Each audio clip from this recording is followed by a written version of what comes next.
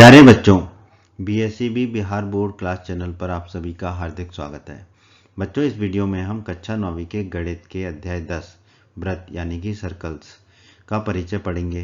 Video को पूरा देखिएगा एंड तक, जिससे आपको अध्याय 10 व्रत के सारे कंसेप्ट अच्छे से समझ में आ जाएंगे। और फिर जब आप अध्याय 10 व्रत की प्रश्नावलियों के प्रश्नों को हल करोगे तो सभी प्रश्न आपसे आसानी से हल हो जाएंगे।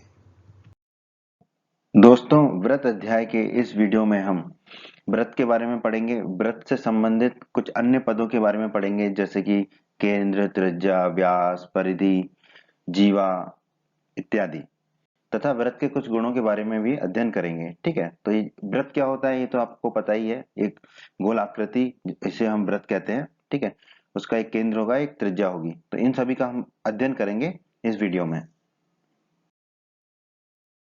तो दोस्तों, आइए सबसे पहले हम व्रत की परिभाषा को समझ लेते हैं कि व्रत किसे कहते हैं। ठीक है, व्रत आप लोगों को पता है किसे कहते हैं, लेकिन व्रत की परिभाषा बहुत ही जरूरी है, क्योंकि हो सकता है कि जब आप बड़े हों और जब आप कभी इंटरव्यू दें यानी कि साक्षात्कार दें, तो आपसे पूछ लिया जाए कि व्रत किसे कहते हैं।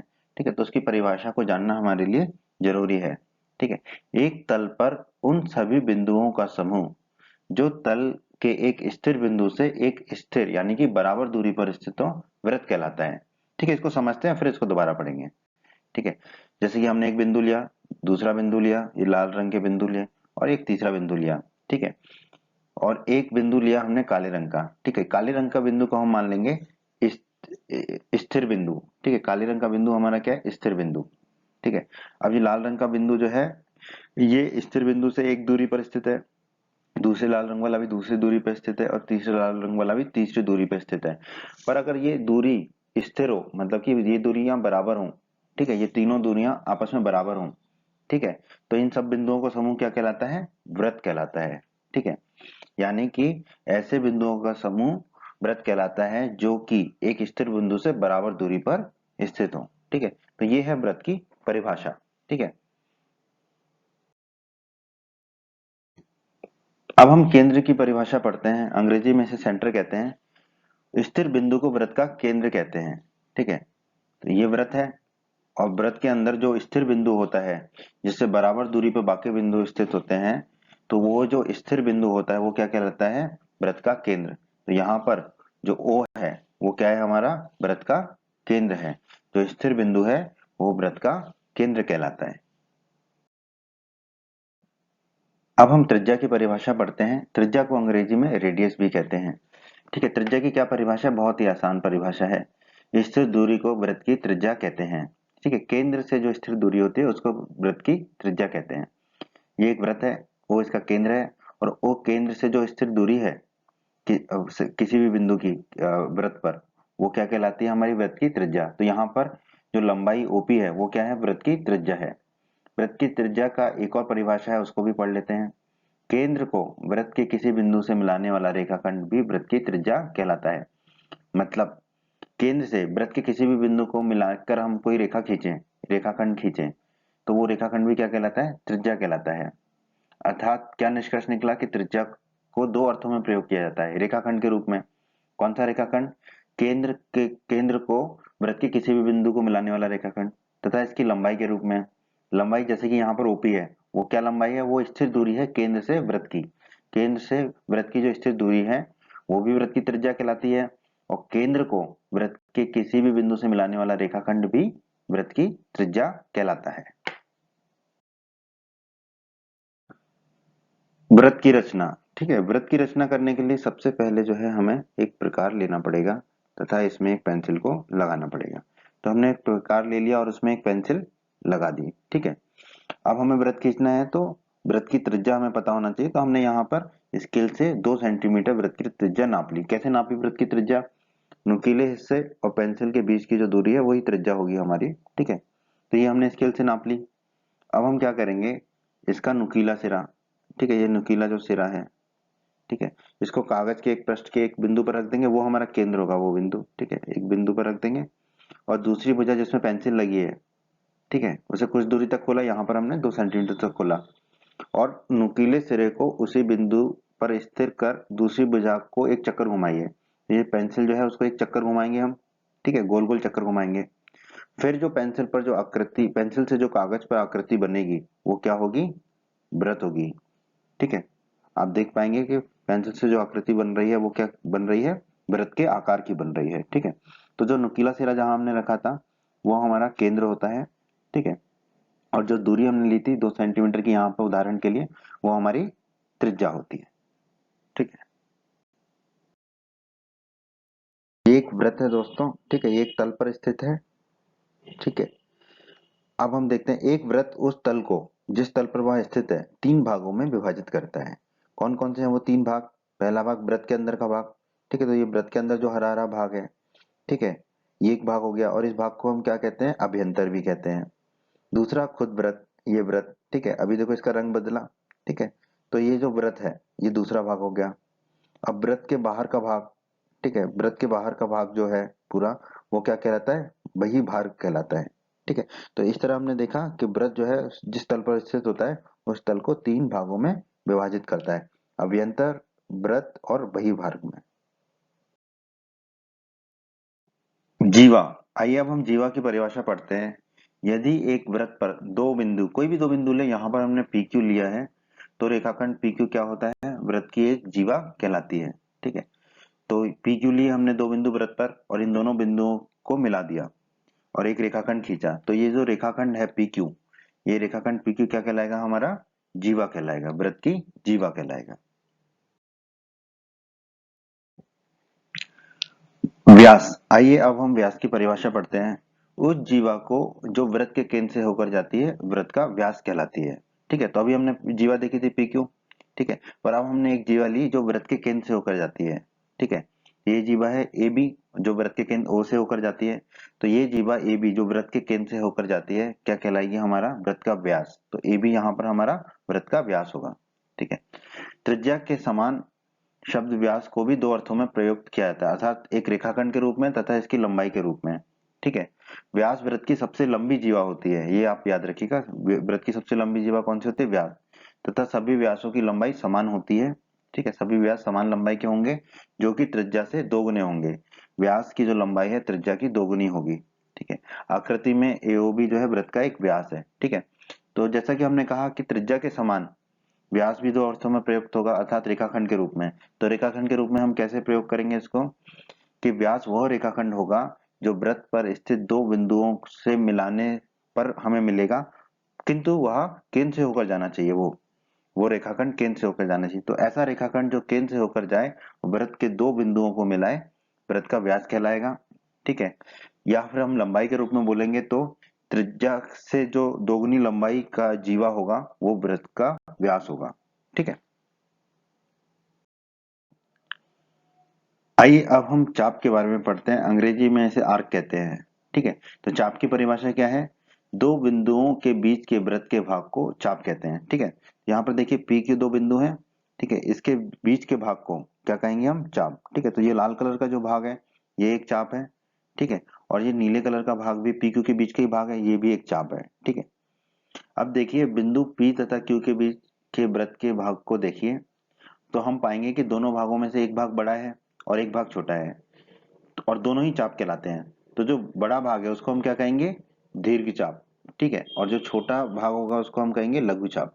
ठीक है, क्योंकि बड़े को हम दीर्घ कहते हैं और छोटे को हम लघु कहते हैं। ठीक है, तो जो बड़ा भाग है नीले रंग का, इसे हम कहेंगे दीर्घ चाप। ठीक है, और जो छोटा भाग है लाल रंग का, उसे हम कहेंगे लघु चाप। ठीक है, तो चाप की परिभाषा क्या है? वृत्त, दो बिंदुओं के बीच के वृत्त का भाग। ठीक है, यहाँ पर पी क्यू जो है, दो बिंदु है वृत्त पर और इसके बीच के भाग क्या कहला रहे हैं? चाप। ठीक है, इनमें से एक चाप बड़ा है तो उसे हम कहते हैं दीर्घ चाप, और एक चाप छोटा है तो उसे हम कहते हैं लघु चाप। ठीक है,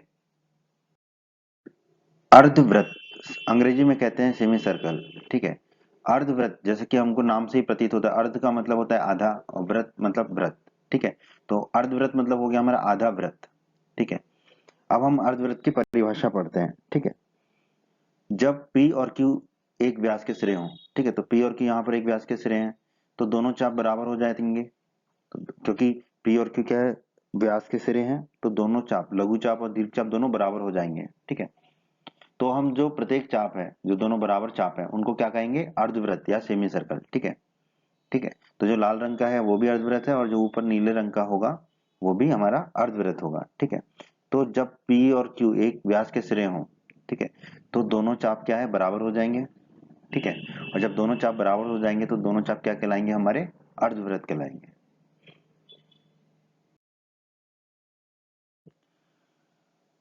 परिधि, अब हम परिधि की परिभाषा पढ़ते हैं।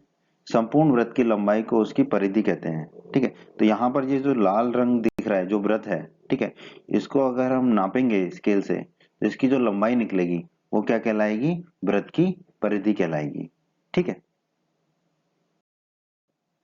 वृत्त खंड, ठीक है। अब वृत्त खंड को भी अगर हम संधि विच्छेद करके पढ़ें तो वृत्त धन खंड, खंड मतलब कि हिस्सा, टुकड़ा।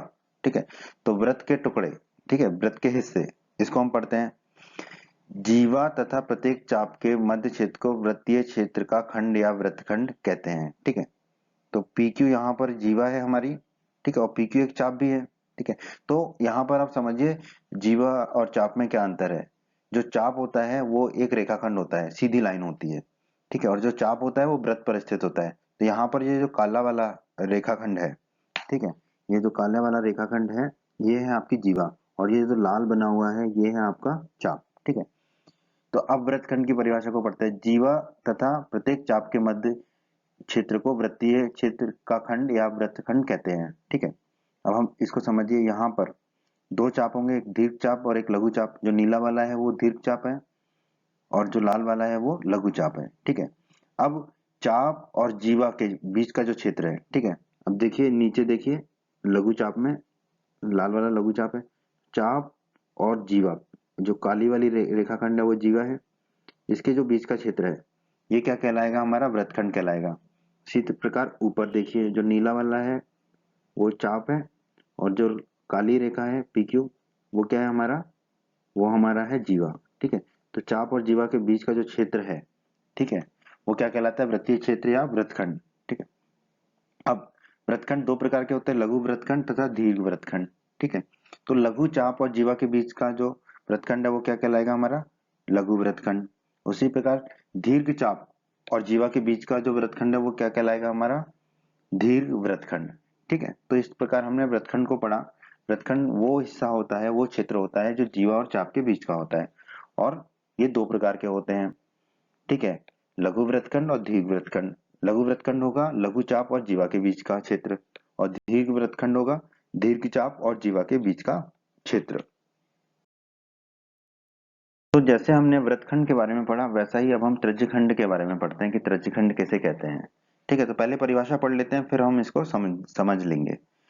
केंद्र को एक चाप के सिरों से मिलाने वाली त्रिज्याएं एवं चाप के बीच के क्षेत्र को त्रिज्यखंड कहते हैं। ठीक है। यहाँ पर एक वृत्त दिया गया है, उस पर चाप हमने ले लिया PQ। ठीक है। अब कहा गया है केंद्र को चाप के सिरों से मिलाने वाली त्रिज्याएं। ठीक है। केंद्र O है तो चाप के सिरे क्या है यहाँ पर P और Q। ठीक है। और दूसरे ये लाल वाला जो है हमारा लघु चाप है और नीला वाला जो है हमारा दीर्घ चाप है।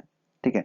तो चाप के सिरे हैं P और Q, तो केंद्र को चाप के सिरों से मिला देते हैं पहले। तो O को P से मिला दिया और O को Q से मिला दिया। ठीक है। तो केंद्र को चाप के सिरों से मिलाने वाली त्रिज्या यहाँ पे कौन सी है, OP और OQ, एवं चाप के बीच के क्षेत्र को त्रिज्यखंड कहते हैं। ठीक है। तो यहाँ पर दो चाप है, लघु चाप और दीर्घ चाप। ठीक है। तो इन त्रिज्याओं और चाप के बीच का क्षेत्र कौन सा है, ये जो क्षेत्र हम दिखा रहे हैं। ठीक है। ये वाला जो क्षेत्र है जो हम दिखा रहे हैं, ठीक है, ये क्षेत्र त्रिज्याओं और चाप के बीच का क्षेत्र है। ठीक है। ये क्या कहलाएगा, हमारा त्रिज्यखंड।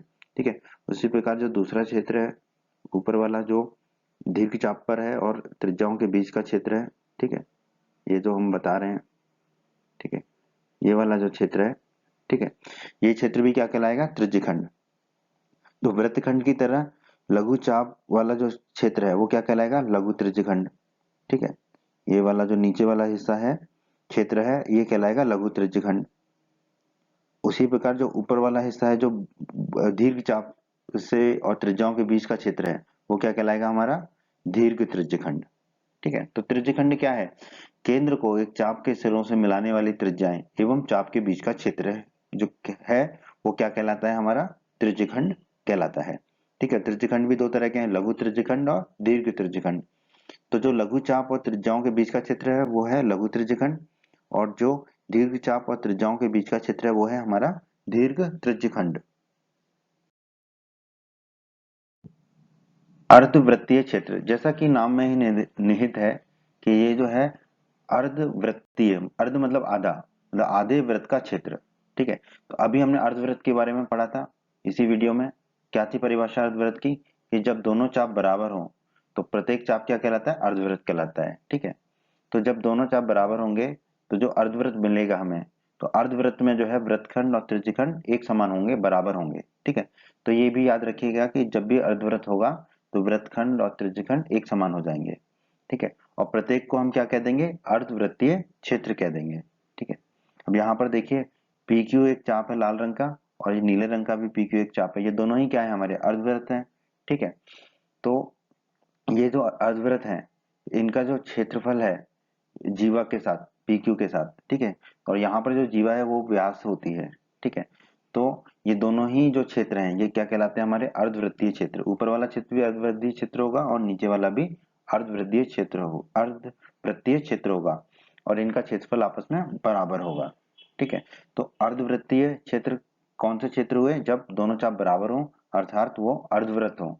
तो अर्धवृत्त और व्यास के बीच का जो क्षेत्र है वो अर्धवृत्तीय क्षेत्र कहलाता है।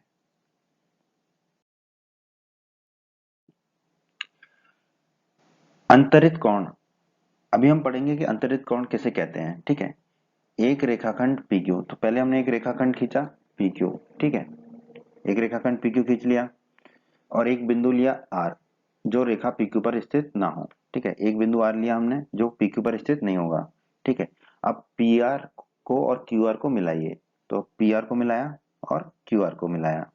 ठीक है, अब जो कोण PRQ है, जो कोण PRQ ये वाला जो कोण है वो रेखाखंड PQ द्वारा बिंदु R पर अंतरित कोण कहलाता है। ठीक है, जो कोण PRQ है रेखाखंड PQ द्वारा बिंदु R पर अंतरित कोण कहलाता है। ठीक है, तो ये है हमारा अंतरित कोण। ठीक है, तो अंतरित कोण क्या होता है? उस रेखा से रेखाखंड से जो है एक बिंदु पर कोण बनाया जाए। ठीक है, तो वो उस रेखाखंड द्वारा उस बिंदु पर बनाया गया अंतरित कोण कहलाता है, और वो बिंदु उस रेखा पर स्थित नहीं होना चाहिए। अभी हमने अंतरित कोण के बारे में पढ़ा, अब हम जीवा द्वारा एक बिंदु पर अंतरित कोण के बारे में पढ़ेंगे। ठीक है, तो उसके लिए सबसे पहले तो हम एक रेखाखंड खींच लेते हैं PQ जो कि जीवा है इस वृत्त की। ठीक है, तो PQ एक जीवा खींच लिया हमने। ठीक है, अब हमने चाप बना लिया PQ, ये लघु चाप है लाल वाला, और एक दीर्घ चाप बना लिया PQ। ठीक है, सबसे पहले हमने P और O को केंद्र को मिला दिया और Q और O केंद्र को मिला दिया। ठीक है, अब ये जो कोण बना POQ, ये कोण क्या है? POQ। ठीक है, ये कोण जो है POQ जीवा PQ द्वारा केंद्र O पर अंतरित कोण है। ठीक है, तो यहाँ पे लिख दिया कोण POQ बराबर जीवा PQ द्वारा केंद्र O पर अंतरित कोण। ठीक है, अब हमने दीर्घ चाप पर एक बिंदु लिया R। ठीक है, और P और R को मिलाया और Q और R को मिलाया। ठीक है, तो जो कोण बनेगा वो कोण क्या होगा? PRQ, कोण PRQ। ठीक है, तो जो कोण PRQ है, ठीक है, ये जो कोण PRQ है वो जीवा द्वारा दीर्घ चाप PQ पर, ठीक है, नीला वाला जो है दीर्घ चाप है PQ पर बिंदु R पर अंतरित कोण कहलाएगा। ठीक है, उसी प्रकार लघु चाप पर हमने एक बिंदु लिया S। ठीक है, P और S को मिलाया और Q और S को मिलाया। ठीक है, तो जो कोण बना कोण PSQ। ठीक है, तो ये जो कोण PSQ है ये जीवा PQ द्वारा लघु चाप PQ पर, ठीक है, के बिंदु S पर क्या है? अंतरित कोण है। ठीक है, तो जीवा द्वारा हमने एक बिंदु पर अंतरित कोण पढ़े, तीन तरह के कोण पढ़े हमने यहाँ पर, केंद्र पर, लघु चाप पर और दीर्घ चाप पर। ठीक है, तो हम जीवा से वृत्त के अंदर अंतरित कोण बना सकते हैं। अंतरित कोण कैसे बनाते हैं जीवा से वृत्त पर, ये अभी हमने सीखा। प्रमेय 10.1 दोस्तों, अध्याय 10 में हमारे पास 12 प्रमेय हैं, तो हम यहाँ पे 12 प्रमेयों को पढ़ेंगे इस वीडियो में। लेकिन इन 12 प्रमेयों के अलग से हमने वीडियो बनाए हैं जिसमें हमने इन सभी प्रमेयों को सिद्ध किया है और विस्तार से उनको पढ़ेंगे। ठीक है, यहाँ पर हम सिर्फ प्रमेयों के बारे में देखेंगे कि प्रमेय क्या कहती हैं। ठीक है, आइए प्रमेय 10.1 को पढ़ते हैं। वृत्त की बराबर जीवाएं केंद्र पर बराबर कोण अंतरित करती हैं। ठीक है, तो हमें इस प्रमेय में दिया गया होगा दो जीवाएं AB और CD। तो हमें कहा गया कि ये जो जीवाएं हैं वो आपस में बराबर हैं, तो AB और CD आपस में बराबर है लंबाई में, बराबर लंबाई की दो जीवाएं हैं। ठीक है, तो प्रमेय 10.1 के हिसाब से ये दोनों बराबर जीवाएं जो है केंद्र पर बराबर कोण अंतरित करती हैं। ठीक है, तो पहले तो हम इन जीवाओं को केंद्र से जोड़ देते हैं। ठीक है, दोनों जीवाओं को केंद्र से जोड़ दिया। ठीक है, तो इस प्रमेय 10.1 के अनुसार ये जो कोण होगा, कोण एओबी और कोण सीओडी, ये आपस में बराबर होंगे।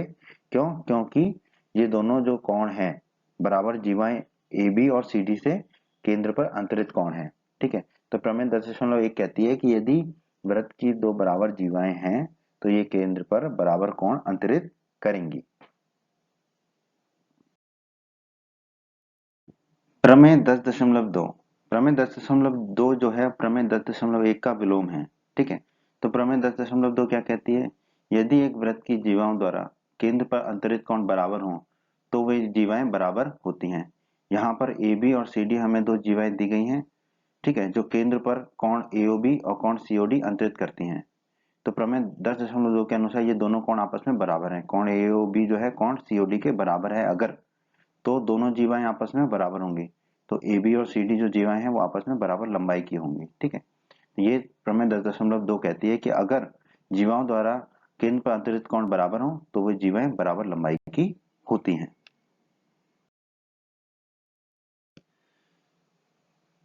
केंद्र से जीवा पर डाला गया लंब। ठीक है, केंद्र से जीवा पर कैसे लंब डालते हैं इसको हम सीख लेते हैं अभी। हमें एक जीवा दी गई है ए बी जीवा। ठीक है, केंद्र ओ है, तो ओ से हमने एक लंब खींचा ओ एम। ठीक है, ए बी पर, ए बी जीवा पर। ठीक है, तो इस तरह से ओ एम जो है लंब है ए बी पर, तो इसी को हम कहते हैं केंद्र से जीवा पर डाला गया लंब। ठीक है, प्रमेय 10.3, प्रमेय 10.3 कहती है एक वृत्त के केंद्र से जीवा पर डाला गया लंब जीवा को समद्विभाजित करता है। ठीक है, तो ए भी एक जीवा है, केंद्र ओ से उस पर एक लंब डाला गया है ओ एम। ठीक है, तो इस प्रमेय में जो है ओ एम लंब है ए बी पर। ठीक है, तो इस प्रमेय के हिसाब से जो है ये जो लंब ओ एम है ए बी पर, ए बी को दो बराबर भागों में बांटेगा, तो एम ए और एम बी आपस में बराबर होंगे। ठीक है, क्योंकि जो लंब ओ एम है, लंब ओ एम है वो जीवा ए बी को समद्विभाजित करेगा। समद्विभाजित करेगा मतलब दो बराबर भागों में बांटेगा। इसका मतलब एम ए की लंबाई और एम बी की लंबाई आपस में बराबर होगी।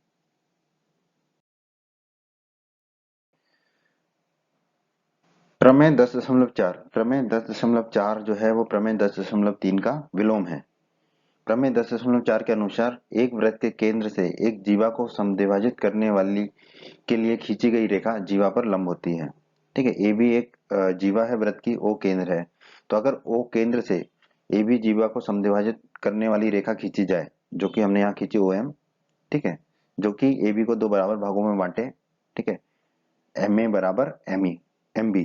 ठीक है, एम ए बराबर एम बी हो तो ये जो खींची गई रेखा है ये जीवा ए बी पर लंब होगा। ठीक है, ओ एम जो है ए बी पर लंब होगा। ठीक है, ऐसा प्रमेय 10.4 कहती है। ठीक है, क्या कहती है प्रमेय 10.4? कि अगर किसी जीवा पर केंद्र से एक ऐसी रेखा खींची जाए जो जीवा को समद्विभाजित करे अर्थात दो भागों में बांटे, तो वो जो रेखा खींची गई है वो जीवा पर लंब होती है। प्रमेय 10.5, प्रमेय 10.5 कहती है तीन दिए हुए असंरेखीय बिंदुओं द्वारा होकर जाने वाला एक और केवल एक ही वृत्त होता है। ठीक है, तो हमने यहाँ पर लिया बिंदु ए, बिंदु बी और बिंदु सी। ठीक है, प्रमेय के अनुसार ये तीनों बिंदु जो है असंरेखीय होने चाहिए, मतलब एक ही रेखा पर नहीं होने चाहिए। ठीक है, हमें पता है दो बिंदु तो एक ही रेखा पर होते हैं। ठीक है, पर यहाँ पर तीन बिंदु हैं जो असंरेखीय हैं, मतलब कि एक ही रेखा पर नहीं होने चाहिए तीनों बिंदु। ठीक है, तो ये तीन बिंदु असंरेखीय हैं, तो प्रमेय 10.5 के अनुसार ठीक है इन तीन असंरेखीय बिंदुओं से होकर जाने वाला एक वृत्त होगा और सिर्फ एक ही वृत्त होगा। ठीक है, यानी कि ये वृत्त अद्वितीय होगा, कोई दूसरा वृत्त नहीं होगा जो इन तीन असंरेखीय बिंदुओं से होकर जाए। ये प्रमेय 10.5 कहती है। आइए अब थोड़ा हम एक बिंदु से एक रेखा पर लंब की लंबाई रेखा की बिंदु से दूरी होती है, ठीक है, इसके बारे में पढ़ते हैं। एक बिंदु है ओ और एक रेखा है ए बी। ठीक है, अब ओ बिंदु से रेखा ए बी पर एक लंब डाला हमने ओ एम। ठीक है, तो जो ओ एम है वो बिंदु ओ से रेखा ए बी पर लंब की लंबाई है। ठीक है, और यही ओ एम जो है रेखा ए बी की बिंदु ओ से दूरी भी कहलाती है। ठीक है, क्योंकि रेखा ए बी से बिंदु ओ की दूरी को हम कैसे नापेंगे? ठीक है, तो उसके लिए वो दूरी कौन सी दूरी होती है? जो कि बिंदु ओ से रेखा ए बी पर जो लंब डाला गया हो ठीक है। तो उस लंब की जो लंबाई है वही रेखा AB से बिंदु O की दूरी माना जाता है। ठीक है, तो यहाँ पर जो OM है वही रेखा AB की बिंदु O से दूरी है, और यहाँ पर जो OM है वो O से रेखा AB पर डाला गया लंब है, OM। प्रमेय 10.6। प्रमेय 10.6 कहती है कि एक वृत्त की या सर्वांगसम वृत्तों की बराबर जीवाएं, मतलब बराबर लंबाई की जीवाएं केंद्र से समान दूरी पर होती हैं। ठीक है, तो इसको समझ लेते हैं हम। PQ और RS दो जीवाएं हैं, ठीक है, जो कि प्रमेय के हिसाब से बराबर लंबाई की हैं। PQ बराबर RS है। ठीक है, तो अभी हमने O से लंब डाला PQ पर OL, और उसी प्रकार केंद्र O से लंब डाला जीवा RS पर OM। ठीक है, तो ये जो लंब डाला है यही जीवा की केंद्र से दूरी कहलाएगी। तो प्रमेय 10.6 के अनुसार, ठीक है, ये दोनों जीवाएं जो है केंद्र से समान दूरी पर होंगी, तो OL और OM आपस में बराबर लंबाई के होंगे। तो प्रमेय 10.6 यही कहती है कि अगर दो जीवाएं बराबर हैं तो वो केंद्र से बराबर दूरी पर होती हैं। ठीक है, बराबर दूरी पर होती है इसका मतलब कि केंद्र से उन जीवाओं पर डाला गया लंब समान लंबाई के होंगे।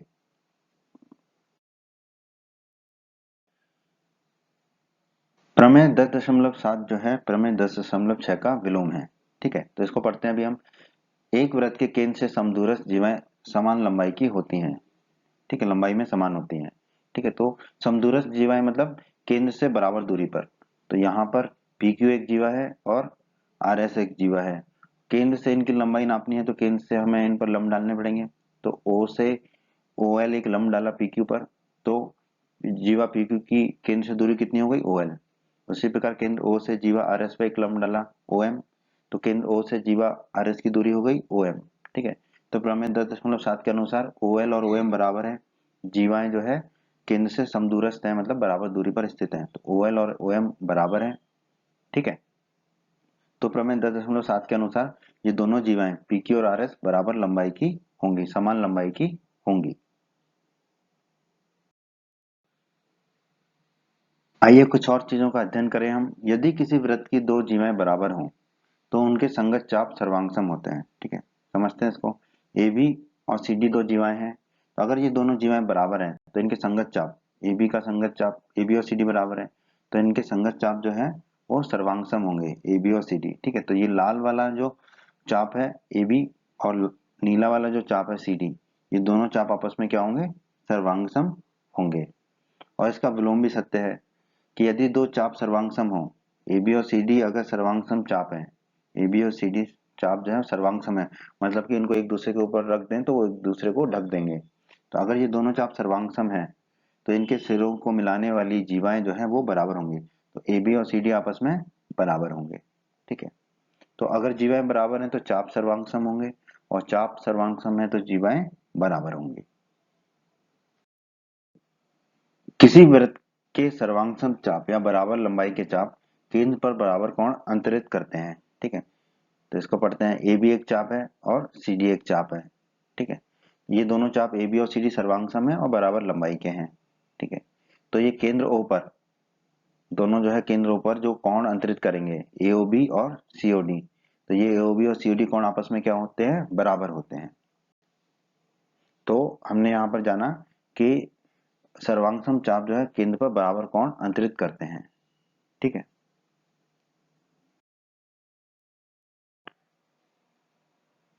प्रमेय 10.8। प्रमेय 10.8 कहती है एक चाप द्वारा केंद्र पर अंतरित कोण वृत्त के शेष भाग के किसी बिंदु पर अंतरित कोण का दुगुना होता है। इसको हम समझ लेते हैं।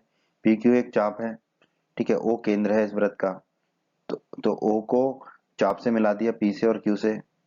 ठीक है, और वृत्त के शेष भाग पर एक बिंदु लिया A, हमने उसको भी मिला दिया। ठीक है, तो चाप द्वारा जो केंद्र पर कोण अंतरित किया गया है वो कोण क्या कहलाएगा, कोण POQ। और शेष भाग में जो हमने बिंदु A लिया वहां पर चाप द्वारा कौन सा कोण अंतरित किया गया है, कोण PAQ। तो प्रमेय 10.8 के अनुसार जो केंद्र पर कोण अंतरित किया है कोण POQ, वो कोण शेष भाग के किसी बिंदु पर किए गए अंतरित कोण का दोगुना होगा। ठीक है, तो हम यहाँ पर कह पाएंगे कि कोण POQ बराबर होगा 2 गुना कोण PAQ के। प्रमेय 10.9। प्रमेय 10.9 कहती है एक ही वृत्तखंड के कोण बराबर होते हैं। इसे हम समझ लेते हैं। पी क्यू एक हमारा चाप है, ठीक है। इस चाप से वृत्त के शेष भाग पर हमने दो बिंदु लेंगे ए, ठीक है, उसको मिला देंगे चाप से पी क्यू से, और एक दूसरा बिंदु लिया सी, इसको भी मिला दिया हमने चाप से पी क्यू से, ठीक है। तो यहाँ पर ये जो दो कोण बने हैं, कोण पी ए क्यू और कोण पी सी क्यू, ये आपस में बराबर होंगे। कोण पी ए क्यू और कोण पी सी क्यू बराबर होंगे, ये प्रमेय 10.9 कहती है।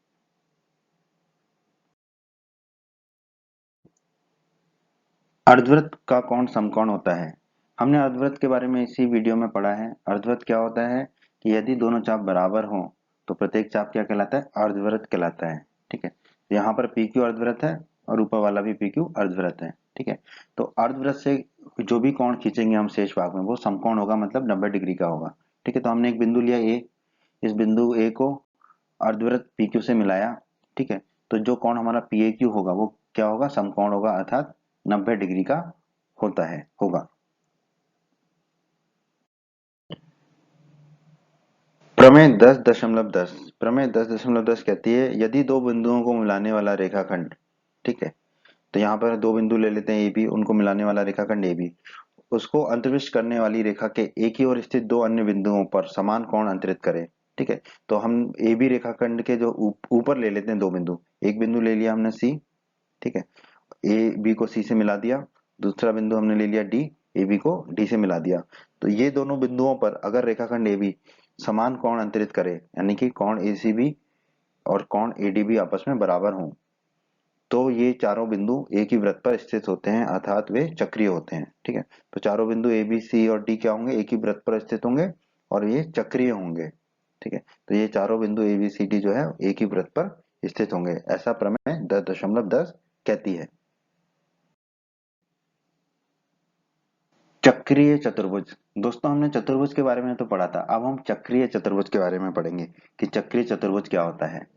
एक चतुर्भुज एबीसीडी चक्रीय चतुर्भुज कहलाता है यदि इसके चारों शीर्ष मतलब ए बी और सी, ए बी सी और डी एक ही वृत्त पर स्थित होते हैं, ठीक है। तो ये एक चतुर्भुज है एबीसीडी, ठीक है। अब एबीसीडी चतुर्भुज के चारों शीर्ष अगर एक ही वृत्त पर स्थित होंगे तो ये चतुर्भुज क्या कहलाएगा? चक्रीय चतुर्भुज, ठीक है। तो अगर चारों शीर्ष ए बी सी डी एक ही वृत्त पर स्थित होंगे तो ये चतुर्भुज कहलाएगा चक्रीय चतुर्भुज, ठीक है। तो यहाँ पर हमने देखा कि ए बी सी डी चारों शीर्ष एक ही वृत्त पर स्थित है, तो हम कह सकते हैं कि चतुर्भुज ए बी सी डी क्या है? चक्रीय चतुर्भुज है। प्रमेय 10.11 प्रमेय 10.11 कहती है चक्रीय चतुर्भुज के सम्मुख कोणों के प्रत्येक युग्म का योग 180 डिग्री होता है, ठीक है। तो हमें इस प्रमेय में दिया गया कि चतुर्भुज एबीसीडी एक चक्रीय चतुर्भुज है, तो एबीसीडी एक चक्रीय चतुर्भुज है। तो प्रमेय 10.11 के अनुसार क्या होगा? इस चतुर्भुज एबीसीडी के सम्मुख कोणों का योग क्या होगा? 180 डिग्री होगा। तो हम कह पाएंगे कोण ए और कोण डी, इन दोनों कोणों का योग कितना होगा? 180 डिग्री। उसी प्रकार दूसरे सम्मुख कोण कोण बी और कोण सी, इन दोनों का योग कितना होगा? 180 डिग्री। प्रमेय 10.12 जो है वो प्रमेय 10.11 का विलोम ही है। तो प्रमेय 10.12 कहती है यदि किसी चतुर्भुज के सम्मुख कोणों के एक युग्म का योग 180 डिग्री हो तो वो चतुर्भुज चक्रीय चतुर्भुज होता है, ठीक है। तो यहाँ पर हमें एबीसीडी एक चतुर्भुज दिया गया है जिसके सम्मुख कोणों के एक युग्म का योग जो है 180 डिग्री है। तो कोण ए धन कोण डी बराबर 180 डिग्री है, ठीक है। अगर एक सम्मुख कोणों का एक युग्म का योग 180 डिग्री होगा तो सम्मुख कोणों के दूसरे युग्म का योग भी 180 डिग्री होगा। क्यों? क्योंकि चतुर्भुज के चारों कोणों का योग कितना होता है? 360 डिग्री, ठीक है। तो कोण बी धन कोण सी भी क्या होगा? 180 डिग्री। तो यदि ऐसा है तो ये जो चतुर्भुज है, चतुर्भुज एबीसीडी, ये क्या होगा? एक चक्रीय चतुर्भुज होगा। चतुर्भुज एबीसीडी एक चक्रीय चतुर्भुज होगा, ठीक है। ये प्रमेय 10.12 कहती है कि यदि किसी चतुर्भुज के सम्मुख कोणों का योग 180 डिग्री हो तो वो चतुर्भुज क्या कहलाता है? चक्रीय चतुर्भुज कहलाता है, होता है। उम्मीद करते हैं बच्चों आपको हमारा ये वीडियो पसंद आया होगा। बच्चों अगर आप बिहार बोर्ड क्लास चैनल पर नए हैं और आपने अभी तक हमारे चैनल को सब्सक्राइब नहीं किया है तो सब्सक्राइब बटन को दबाकर जल्दी से चैनल को सब्सक्राइब कर लीजिए और बेल आइकन को भी दबा दीजिए। इससे आपको क्या फ़ायदा होगा, जब भी हमारे चैनल पर कोई भी नया वीडियो आएगा तो उसका नोटिफिकेशन सबसे पहले आपको मिलेगा। और जब भी आप यूट्यूब पर वीडियोज़ को सर्च करेंगे तो हमारे चैनल के वीडियोज़ आपको ऊपर नज़र आने लगेंगे। आप हमारे वीडियोस को अपने साथी छात्रों के साथ, दोस्तों के साथ व्हाट्सएप और फेसबुक पर अवश्य शेयर कीजिए, जिससे आपके दोस्तों को भी लाभ हो सके। आपको वीडियो पसंद आया है तो वीडियो को लाइक अवश्य करें और इस अध्याय के अन्य सभी वीडियोस को देखने के लिए आई बटन पर क्लिक करें। आई बटन पर क्लिक करने से आपको इस अध्याय के सभी वीडियोस के लिंक प्राप्त हो जाएंगे। धन्यवाद बच्चों।